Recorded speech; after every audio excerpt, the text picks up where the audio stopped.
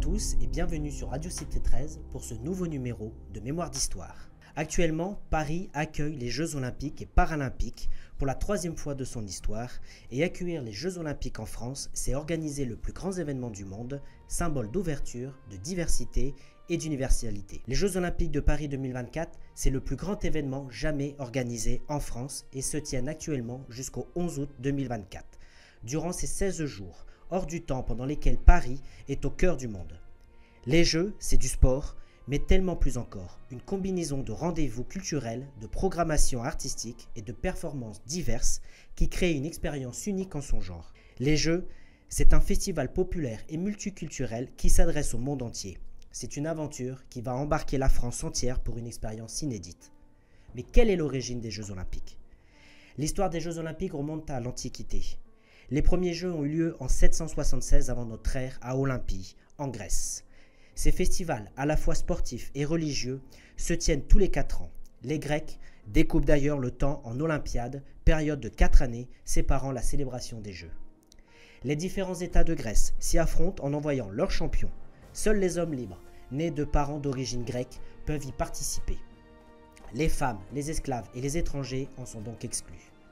Les Jeux Olympiques antiques ne comportent à l'origine qu'une seule épreuve, la course à pied, aussi appelée le stadion.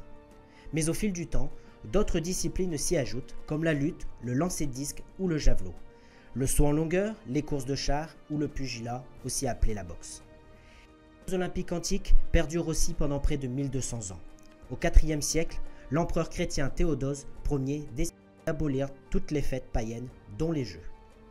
Il faudra attendre 1894, le baron français Pierre de Coubertin fonde à Paris le Comité international d'Olympie, appelé le CIO, pour objectif d'organiser les premiers Jeux Olympiques de l'ère moderne. Son rêve, renouer avec le sport et l'activité physique qui jouaient un rôle clé dans l'éducation des jeunes Grecs de l'Antiquité.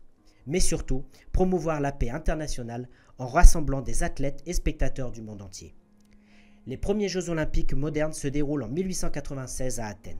Le programme s'inspire fortement des épreuves antiques, même si de nouvelles disciplines sont ajoutées ou retirées à chaque édition. Parmi les anciens sports olympiques qui n'existent plus aujourd'hui, on peut par exemple citer le tir au pigeon, présent aux Jeux Olympiques de 1900, ou le jeu de paume, présent en 1908.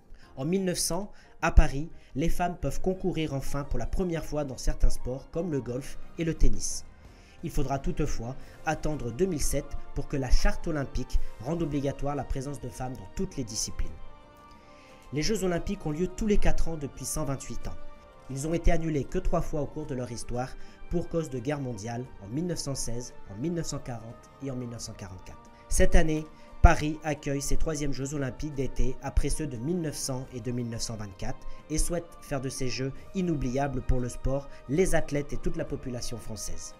Des Jeux qui s'appuient sur des infrastructures déjà existantes, des Jeux spectaculaires pour tous et pour toutes et dans toutes les villes, les Jeux durables et respectueux de l'environnement, pour laisser un héritage positif à la société et aux générations futures.